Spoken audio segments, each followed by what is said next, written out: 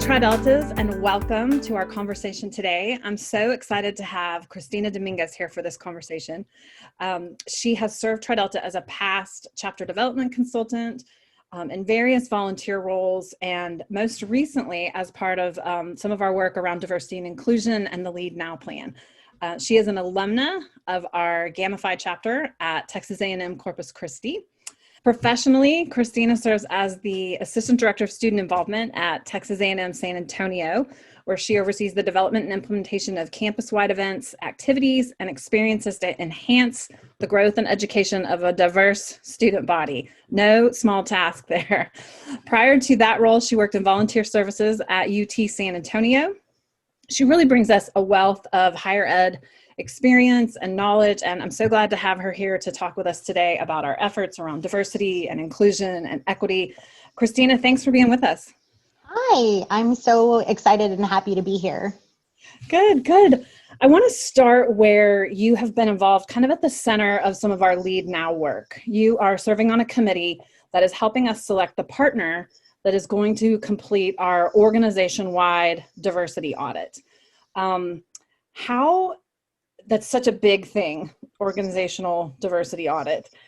How is that going to help us as Tri Delta make progress on some of these goals that we have under Lead Now in terms of diversity, inclusion? What do you really think we're going to get out of that? I think we're going to get a lot of really great feedback, or at least that's what I'm hoping we're going to get out of it. I am very excited to be serving on this committee. It is made up of wonderful and diverse women from across the nation. And I think the audit itself is going to help us find policies and practices that maybe have been hindering women of color from either joining Tri Delta or advancing in the leadership roles in Tri Delta. And I think it's very, given current events, I just applaud Tri Delta in general for being audacious and brave and bold for moving forward with this initiative and putting themselves out there to have an audit, to have a third party come in and review everything, that has just been really internalized in Tri Delta. And so I'm just really excited to be a part of it. It's no small feat. The committee has been working really, really hard. We've had great leadership and a lot of thought has gone into it. There are very high expectations that we have for whoever that organization that comes in. And so we're really hoping that we find some really great third parties to come in, or one third party to come in, and really give us an honest assessment. I love how thoughtful we're going about it. It's been a really intense process, but with the right people on the committee asking the right questions. And so thank you for your service there. I know it's been great to have your input and your perspective. I have no doubt we're going to get a lot of honest feedback out of that audit. You're doing this and this is the way it's affecting people, or you said this here and this is the way people hear that. I think I'm really interested in kind of talking through that introspection and how that's going to help us, how that helps us grow, and how that helps tell the rest of the world who we are because we're willing to engage in that. Right. So my background originally was in volunteer services, and in volunteer services, you do a lot of reflecting, right? So this is a big time of reflection for Tri Delta. We're just in this turning point in society where we need to pause and really look at what we have been doing. And so one of my favorite reflection models is what, so what, and now what. So what is the description phase? So what is the interpretive phase? But now what is, for me, the most important phase, because that's the action phase. So for me, that's kind of how I've been using this audit, and I've put it in that now what phase. So once we complete the audit, what are we now going to do with the information that we learn? How are we going to move forward with that? So this is a time of reflection in general for all of our members, our collegiate members, our alumni members. I hope when and if there are time for interviews, that those women are being honest about their experiences in the chapters, because we won't be able to move forward unless they are honest. And they really do need to be reflective and introspective. I agree. And I think I'm glad to hear you talk about sort of the work we're doing and how you're seeing it. It does feel like big work. And I know we're going to hear some things that are going to be hard to hear, but I think being open to that is really important as we move through this. Yeah. And I think especially, and I know we're not the first organization to do an audit like this, but I do feel that we are spearheading and we're putting ourselves out there. When I tell people I'm in Tri Delta, I always get this look like, oh, so we're known to be this really prestigious organization throughout the country. And so for us to put ourselves out there, as I've said before, and have someone come in and really look at these, I think we're really taking a big step out there that I hope we'll see other fraternal organizations follow. I think, we're not the only organization that probably has practices that aren't working anymore. And so I really hope we'll be a figurehead for other organizations. I hope so too, especially since on some of this, like we all have to go or one of us can't go by ourselves. So, or it's difficult to do that. So I hope you're right. And I hope we're able to lead that charge and have a lot of people with us on that journey. As you look for a partner company to come alongside Tri Delta and do this, what are some of the things that you're looking for in that partner? Yeah, so I think the biggest thing, obviously, is we want someone who has experience doing diversity education and inclusion work. Personally, I would like to see someone who has a company who is owned and run by a female, a woman, ideally maybe a woman of color. That way they really understand the point that we're trying to get across. I know what I don't want. I know I don't want someone to come in and say, you're perfect. We know we're not perfect. We haven't been perfect maybe for a little while.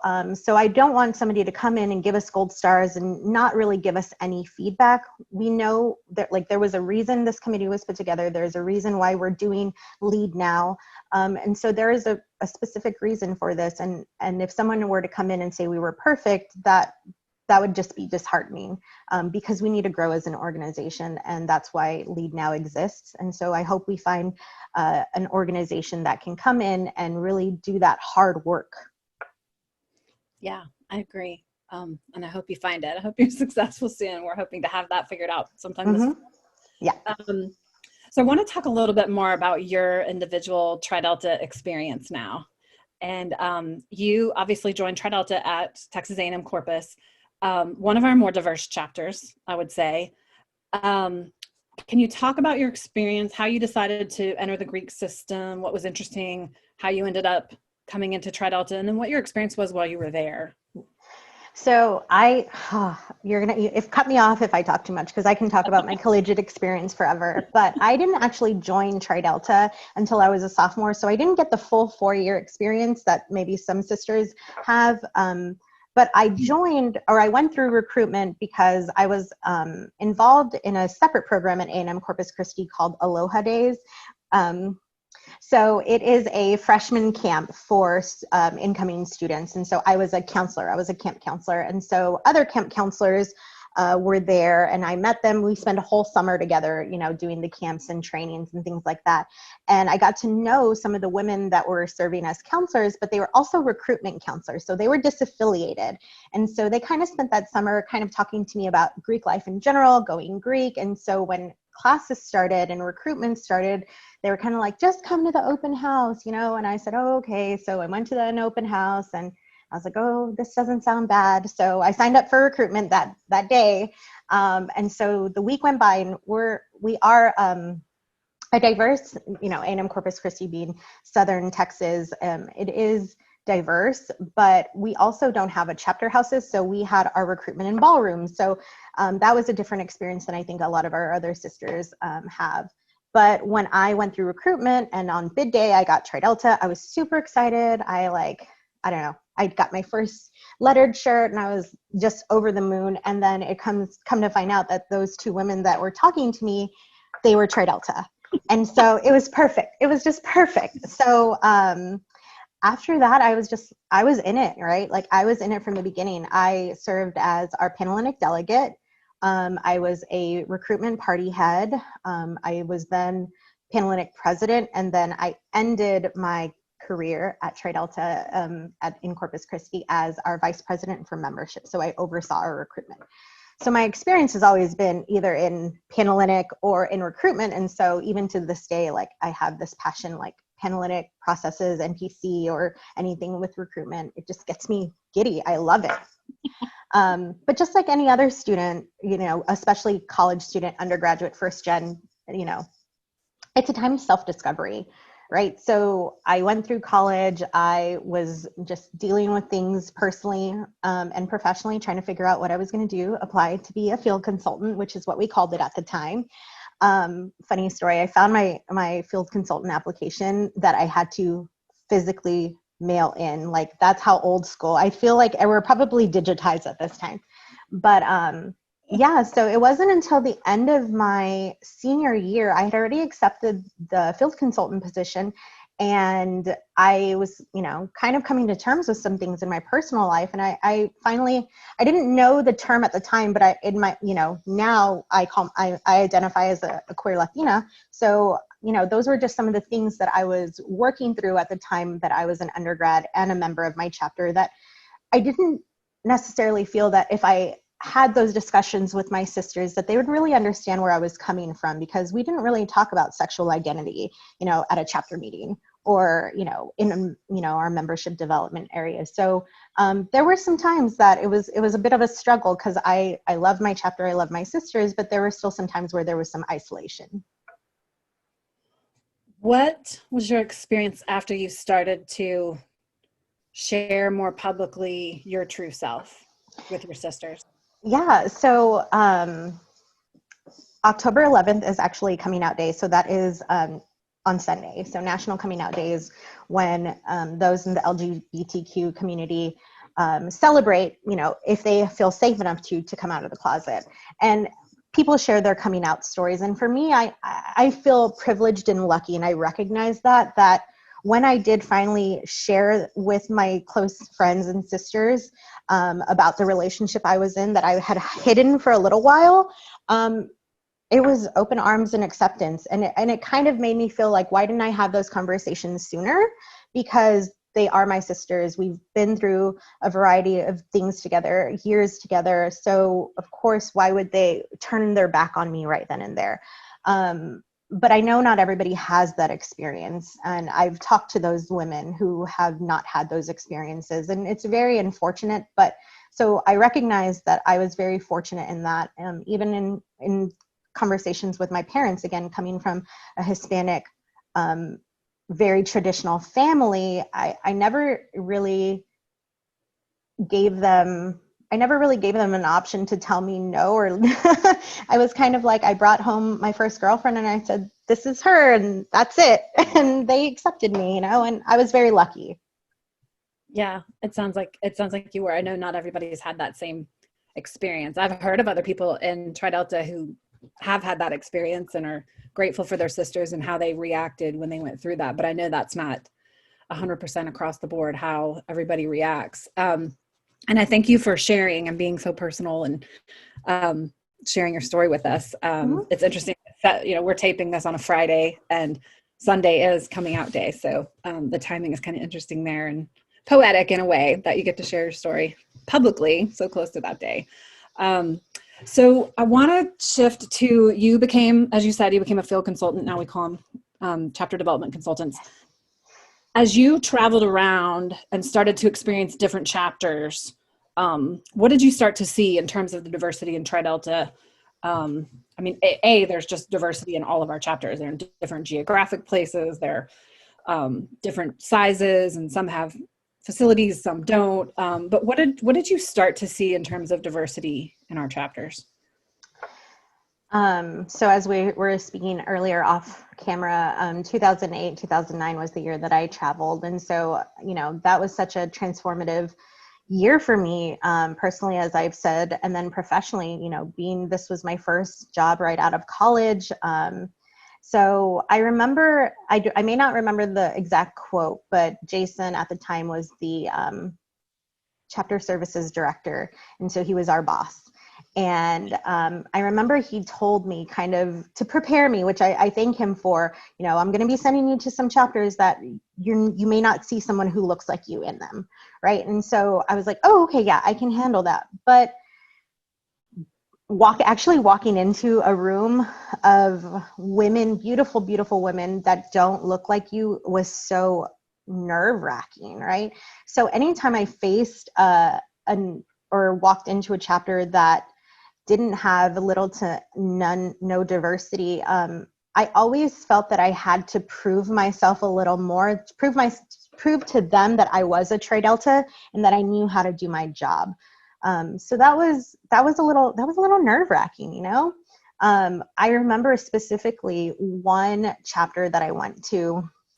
They were on probation, and because they had a tacos and tequila fiesta, which of course meant that they dressed up in, Hispanic, Mexican stereotypes, illegal aliens, that kind of thing. And here I am walking in to this chapter who are essentially mad. They're still mad. It was this 2 years later that they are still on probation. The undergrads, the freshmen, sophomores were upset because they didn't have anything to do with it. And the juniors and seniors were mad that they were graduating or, ending their year without their formals. And here I am, personifying what it was that they were pretending to be, coming in and telling them, I'm sorry, you're still on probation. That was a tough one for me. I remember, I don't even remember how I got through with it. I think I called some of my sisters, my Gamify sisters, and they talked me kind of through, like, you're doing your job, there's a reason behind this. But I remember leaving feeling disheartened because I didn't feel, of course, our visits aren't very long, or at least they weren't back then. Right. So I knew that my short visit wasn't going to I couldn't do anything to change them right then and there.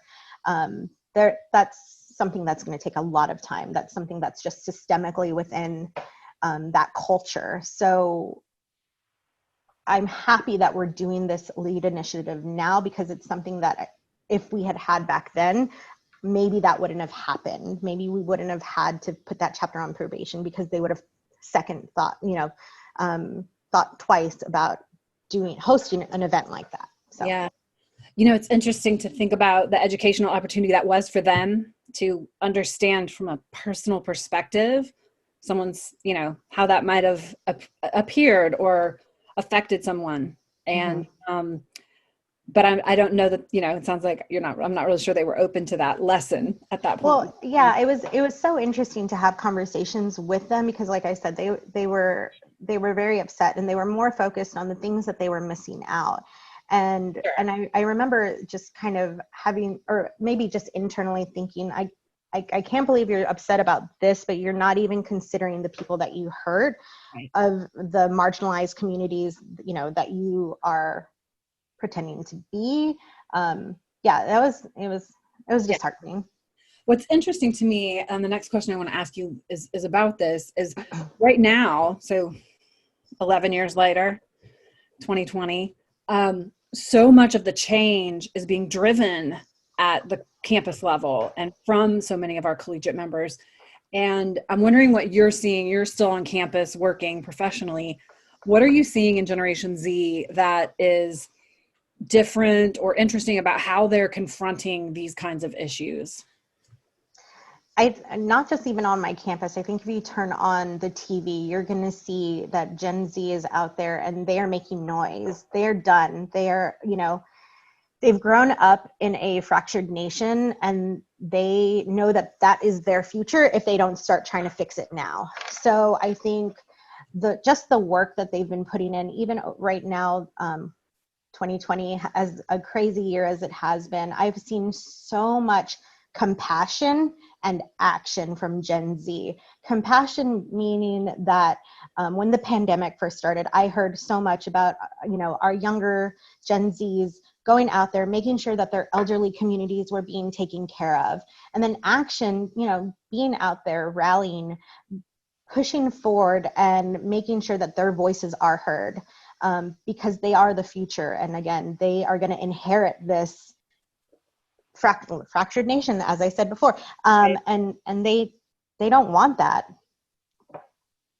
So I'm wondering, this is interesting. I didn't prep you for this question, so don't get nervous.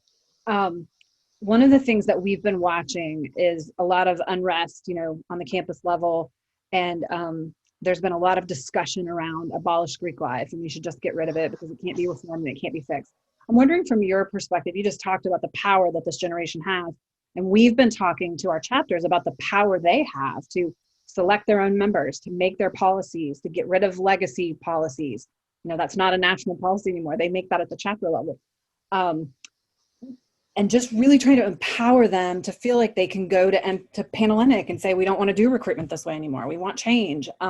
What would you say to them? You interact with them, I think, probably more than the rest of us do. I think your message now could be powerful to them about the power that they have in their hands. Sorry, just for clarification, what would I say to the chapters, or what would I should say to institutions that want to shut down Greek life? I think, what would you say to these chapters, to the leaders in these chapters who are desperately wanting change and maybe not realizing that they have the power to create that change? I think, yeah, it's reminding them that they have the power right there with them. They are students, and they are always going to be students first, but without students, our universities can't run. And without those students, then our chapters are not going to continue to grow. So they have the power right then and there to demand the change that they want. They just need to recognize that within themselves. And I don't think a lot of students really take time to reflect and see, and that's just, women, men, anybody. They don't reflect on the power that they have and the voice that they have, and being able to use that voice for good, to demand the change that they want to see, whether that's in Greek life, in their university life, in this world, taking action, going out and voting. Those are all big steps that they can do to improve on a local level, on a national level. Right. So we interviewed you for the Trident about a year ago. We started the process. We had an issue that came out earlier this year that focused on diversity and inclusion before the larger conversation started happening. Yeah. Which was interesting. That was so great. Yeah. So one of the things you talked about there was how inclusion needs to incorporate marginalized populations and backgrounds and identities. And do you have advice on how we can go about doing that? What TriDelta can do to move forward on that front? So as I said, I think it's really going to start with our sisters first, our members first. They need to take a moment and reflect on themselves. They need to do that exploration. So what are their privileges, right? Like I recognize my privilege as much as I can, because I know that my experience is going to be different from someone else's. So having them look deep inside of them and recognize, where are your privileges and what are they? And then also, what are your other intersecting identities that contribute to who you are as a person? Once you understand more clearly who you are as a person, I think that will help them move forward as a chapter. And that includes, learning and using inclusive language, hosting workshops and trainings about cultural competencies to expand our members' knowledges. And then I think just continuing to assess our chapters and our chapter membership and the quality of life in chapters. So if our members aren't having the best possible experience that they can have, we need to find out why. So what is it that's stopping them from having that full experience? So doing assessments, surveys, and similar to our audit, hoping that our students will give us the feedback that they need on the chapter level, and those chapters can use that information and that feedback to make sure that any future members don't feel the way that some of our students may feel. Yeah, I love how you talked about putting yourself in someone else's position, understanding your privilege, understanding your experience might be different. And I think you've already modeled that here by talking about your experience in the chapter and realizing there are other people that don't have that supportive experience around them when they come out. So I think you've done a great job of modeling that here today. And I think we're all learning from that, stepping back and saying, what is different about my experience that doesn't enable me to understand where they come from, and how can I hear them and see them and understand them no matter what my experience is. So we're all learning and growing, and you are a huge part of that by participating with us today and talking through your experience. So I'm so grateful for you coming and sharing today. One thing I want to do before we go is for people that want to learn more about you and your work and kind of follow you, are you on social media? Where can people find you? I am on Instagram at Chrissy Renee, and that's Crissyrene. But if you want to just email me, you can go to tamusa.edu, and then there's on the top right, it says Campus Life, and that's my area. So if you just click on that, it'll say staff or meet the staff, and I'm right there. And all my contact information, you can even book a meeting with me right then and there. I love having conversations about, Tri Delta recruitment, fraternity, and sorority life. So I'm definitely open to any questions that may arise from this conversation, especially for sisters who see this and are maybe struggling with some of the things that I struggled with. For me, it's very important to own my identities because I didn't do that early on. So in my office, my students know who I am fully. I am authentically myself. I am queer. I am part of the LGBTQ community. I am a Latina. I am a student affairs professional. Like I have so many intersecting intersecting identities. I hope I don't have multiple personalities. These days, I don't know, right? It's 2020. So yeah, it's very important for my students in San Antonio to know who I am, because I want them to see if they see a little bit of themselves in me, to feel comfortable to come to me with any questions or concerns, just to talk, because I know what it's like to not have that person. So. Yeah. Thank you. Thank you for being open and willing to mentor that way. We do a lot of mentorship around professional identity, but I love that you've offered that on a personal level too. So thank you for that. Thank you for bringing you to Tri Delta and for being part of our conversation. I know everybody's going to get a lot out of it. So thanks for being with us, Cristina. Yeah, it's been great. Thank you.